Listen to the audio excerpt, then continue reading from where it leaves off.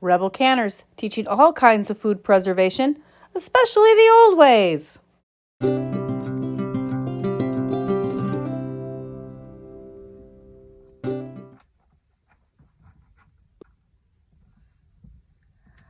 Welcome back, Rebel Canners. I am so excited.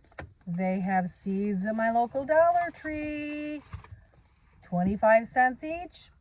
And it's worth putting them in the food for us. Yes, and tools. Thank you for hanging that behind my head, Sawyer, during the video.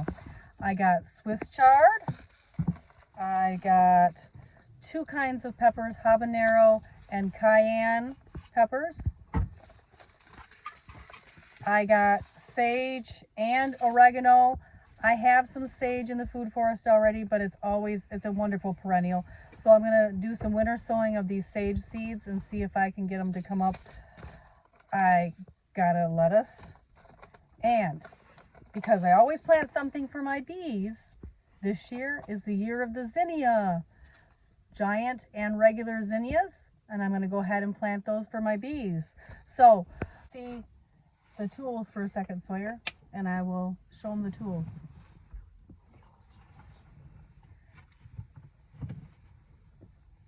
There's my tools. They have this clever little rake. You can use it without the handle, or it comes with like a broom handle. You can buy extra. And they have an actual pretty large, see compared to my head, pretty large shovel as well that you can use with the handle or by itself. And we also got, thank you Sawyer, my lovely assistant, a nice pair of garden gloves with their rubberized. It's always nice. And so that is my Dollar Tree haul today, Rebel Canners. I hope you enjoy this quick just check-in video. What do you want to tell them, Sawyer? Go ahead. Like, follow, and share. Turn your notifications on. See you back in another video. Goodbye. Bye, Rebel Canners.